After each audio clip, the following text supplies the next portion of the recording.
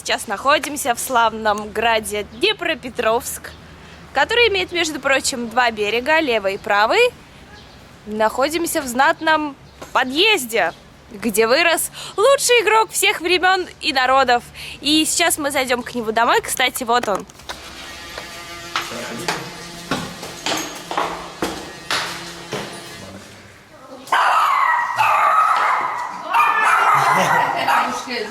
Не дайте взяти до неї братиця, і вона тоді зразу, от взяти, вона поїхала, все подивиться, так достанеться. А якщо погладить, так йдемо в комнату. Знакомиться з вами. Ну, уйди отсюда. Разве собака? Так, давай. Вот она, обитель зла и добра, комната Егора Маркелова. Здесь я, наверное, останусь. Достаточно просторная, включай свет. И светлая. Неотъемлемая часть жизни пива. Нет, это чай. Это чай.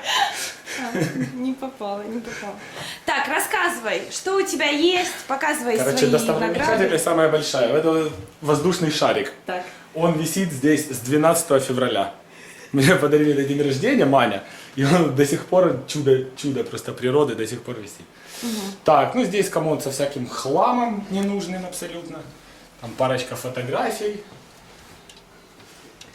Ну вообще. Крем для попы. Ну это я сгорел недавно и мне пришлось намазываться. Это вот я с братиком. Ну и все, просто хлам обычный. Ну, это... Это ты в миниатюре. Ну, можно и так сказать. Так. Это 2 приза с Арбалет Капа за лучшего АВПиста. А это с чего это? Это с Москвы.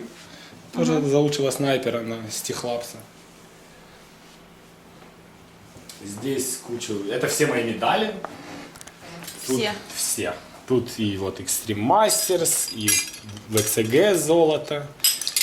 И ВЦГ 2009 какое-то, вот кучу, Какое-то. да, кучу из Арбалет Капов медалей золотых. Ну, в общем, все здесь висит у меня. Он самый первый Extreme Masters в Ганновере 2010 года. Так, это компьютер и неотъемлемая часть от него телевизор. Вот я сейчас просто наглядно покажу, как я обычно. Как ты обычно? Как это происходит? Вот, Легендарный игрок. Нет, это не игра. Вот, допустим, я захожу там на сайт, на котором я смотрю там сериалы, фильмы, там вожди. Ну, просто там включаю какой-то там, неважно, сериал. Давай. И вот делаю вот так вот. Оп. Включаю на полную. Ого, ты И здесь я смотрю, грубо говоря, сразу с инета вожди фильмы, клипы, видео и так далее. Ты меня поразила этим Да. чудо-технологией. То же самое можно вот так включить, там, вот, допустим, зайти в контакт и включить там музыку. И она будет играть на телеке. Потому что у меня эти колонки не работают. Да, включаем музыку. Ништяк! Вот мы там, ну, когда гуляем здесь, бывает, компанией. Часто бывает? Да. О, Холодненький абрикос. спасибо, бабушка, спасибо. О, спасибо, бабушка.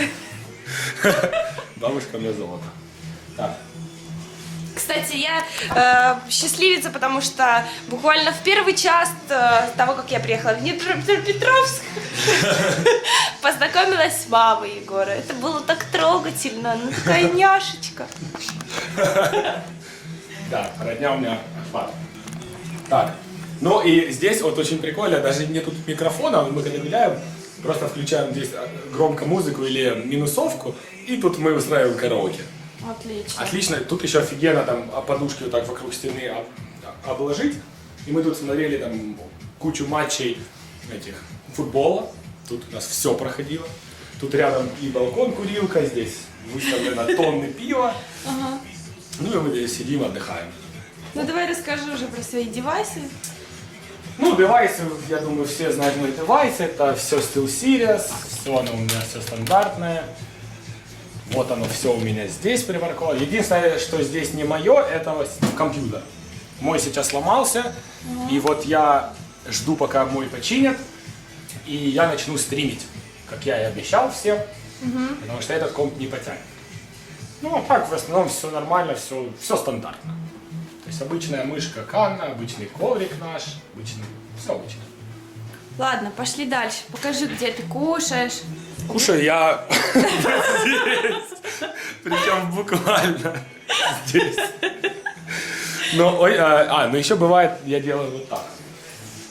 Это я когда смотрю там сериалы какие-то, я вот так вот делаю. Оп, Ого, ты смотри. сажусь и так ем. Отлично. Да. То есть у меня вот здесь все. Ну, здесь там у нас бывают посиделки. Ну, тут ничего особенного, просто обычный балкончик. Довольно грязный, но зато душевный. Тут вот пепельница Counter-Strike. Даже есть. Ну и вид на мой двор, там где все детство прошло. Аллея славы. Расскажи, как ты первый раз в жизни набил морду. Ну, набил морду, это вот так просто не скажешь, но это было буквально вот возле того дерева. Мне было лет 5. А на моего брата, который старше меня на 4 года, начал быковать наш сосед какой-то. Ну, я был малый, такой дурненький, не понимал, ну, куда лезу. Просто инстинкт сработал, же надо защищать своих. Ну, я подошел и с таким: какого черта ты нападаешь на моего брата? И так в подпрыжке, потому что я малый был, не доставал, ты по носу. Ну, и, короче, убежал. Класс. После этого тебя все боялись. Да нет. Нет, ты не конфликтный. Вообще не конфликт. Люблю все на словах решать, все проблемы. Ну, тут я живу с детства, то есть просто с пеленок. Здесь все мое знакомое, родное. Я люблю эту квартирку. Тут все классно. Ты не хочешь переезжать, например, в другой город? Ну, пока мне это не надо, пока я занимаюсь тем, чем я занимаюсь. Ну, а когда уже буду думать, что буду делать дальше, если будет работа позволять уезжать куда-то, ехать куда-то, переезжать в какие-то там офисы, я особо задуматься не буду. То есть, могу уехать хоть в Америку, там, хоть в Европу, но при этом я никогда не буду забывать о родне, потому что я всегда, вот когда мы ездим на чемпионаты, и вот раньше у меня такого не было, вот как только мы собрались на Ави, как только мы начали кучу раз ездить, вот это вот все, для меня это было ново, так вау, куча новых стран, городов, классно. А вот сейчас буквально вот, полгода, год, я там езжу в поездки, приезжаю и там, грубо говоря, в Борисполе выхожу, целую землю, Украина, дом, хорошо. Хоть, и такая страна себе не очень, так можно так сказать, да? Но все равно это родное. Поэтому я люблю Украину, хоть и не патриот, но дом есть дом. Класс, все-таки ты во многих странах побывал, и Ну, Украина да. остается родной, да? Да, это однозначно. Расскажи, пожалуйста, про вашу последнюю поездку. DreamHack, почему второе место, что пошло не так? На самом деле тренировались мы довольно плотно, хоть это был по-моему, даже первый опыт наш был, когда мы полностью к турниру готовились по интернету. То есть мы не собирались на лане, хотели сделать такой мини-эксперимент. Он был довольно удачный. То есть мы обычно, когда играли, у нас было куча ссор, там из разряда было такое, что там играем: блин, дебил, что ты сделал? Оп. Все, он вышел. Вот ты кого-то назвал там дебилом, он: ах так! Все, вышел, тренировка закончилась. Да. И вот сидя по городам, ты ж ничего не можешь сделать. Были такие, были просто там: так, ребята, у нас сейчас игра через 10 минут, далеко не расходитесь. Проходит минут 20. Эй, алло, ты где лазишь? Да я вот отошел, вот сейчас приду. Такое, не безответственность. А вот перед последним турниром DreamHack довольно было все круто, отлично играли, продуктивно, разбирали тактики. Было, короче, нормально. И на самом турнире, что там было? По факту, мы, чтобы войти в финал, мы победили 3 русские команды. То есть я не скажу, что это какой-то что-то сверхъестественное, потому что там и были и Фнатик, и Sky, и поляки, и Левандовс, короче, были все. Но так сложилось по сетке, что мы попались только на русских. И вот там, кстати, был такой курьезный момент, ну не курьезный, просто конфузный момент. Мы в группе, когда у нас последняя решающая игра за выход, кто с первого выходит, кто со второго, с командой Fnatic, мы ее проигрываем, и в интернете просто такой, мини-бум, и все начинают нас лошить. По поводу чего? По поводу того, что мы, проиграв Fnatic, выходим на более слабую команду Virtus.pro, если я не ошибаюсь. Но они явно были слабее, чем те поляки, которые вышли со второго места. И все говорят, там все такое, вы плохие такие, как вы так можете. А на самом деле, ничего такого не было. Мы играли на максимум, мы хотели выиграть, потому что мы хотели играть с поляками, а не с Virtus.pro. Потому что мы играли с поляками много раз по интернету на тренировках.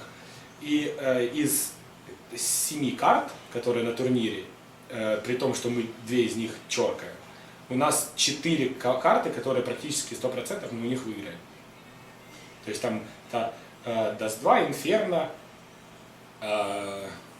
Тускан и еще какая-то, не помню какая точно, по-моему, Мираж, но я не уверен. В общем, то есть нам было логичнее выходить именно на эту команду. Но комьюнити посчитала по-другому, им же виднее. В общем, хотел сказать, что это неправда. И потом у нас сразу идет, после мы выигрываем эту игру, выходим из группы и выигрываем и Virtus.pro, не без проблем, конечно. И в финале у нас были Fnatic, которые на данный момент являлись, после того, как Гукс ушел, они являлись лучшей командой, они в лучшей форме находились. То есть, чтобы у них выиграть, нам надо было выигрывать первую карту Dust 2, но там очень много пошло не так. Там кто-то, пара ошибок, буквально пара ошибок, и все на смарку. Там мы могли выиграть в один момент, когда там ситуации остались 2 в 4, мы были за дефенс.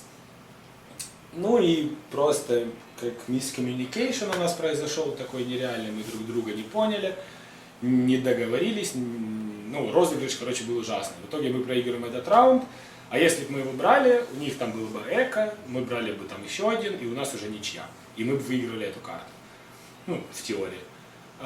Но следующая карта, это был наш выбор, и мы ее выиграли очень уверенно, следующую.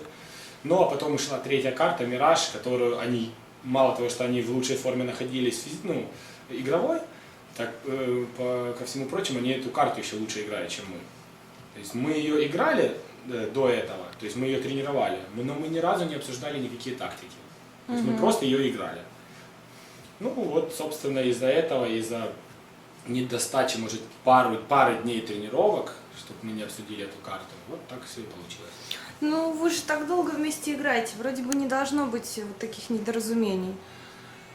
Может быть, как раз недоразумение из-за того, что мы так долго играем. Это тоже не исключено.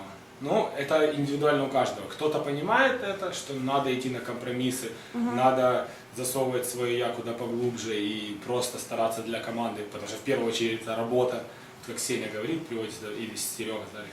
Это работа, ребята, о чем вы вообще говорите? Какие эмоции, какие взаимоотношения даже между игроками. Это работа. Но некоторым им по барабану. Ты не будешь называть имена? А зачем? Это ж так, раз на раз. Раз кто-то один забочинит, другой раз другой. То есть всякое бывает. Но это началось, в общем-то, недавно, эти недоразумения? Или они были в течение... Они были вообще всегда. Потому что людьми, какими мы были, мы такие и остались. Но просто в начале у нас было какое-то жесткое давление, допустим, со стороны того же Арбалета, у нас перед ним были обязанности, которые мы не могли не выполнить. И поэтому, с расчетом на то, что все это может прекратиться в любой момент. А вот сейчас, когда у нас больше нет такого жесточайшего давления, очень многие, я в том числе, позволяем какие-то вольности, пофигизм, и все такое. А пофигизм с чем связан? Как? Надоело. Ну да, ну немного.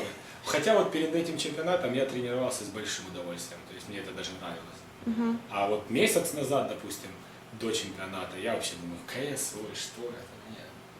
Пойду-ка в паб. Пойду-ка в паб, а потом... Найду-ка бар. Причем паб, это как в доте, ну там знающие люди пойдут. Пойду паблик поиграю. Да, ну и в паб, в бар, дота, да, гульки. Больше приоритет был на это, конечно. А вот сейчас перед турниром, конечно, ну, я довольно много тренировался, не так, как там было временно, но все равно мне этого хватило. Ну и в хорошей был форме. И вот сейчас мы, я надеюсь, мы все-таки поедем на этот следующий турнир Game Good. И я тоже собираюсь вот плотно браться. У нас буквально вот тренировки начинаются с 10 числа. И вот начинается жесткая подготовка.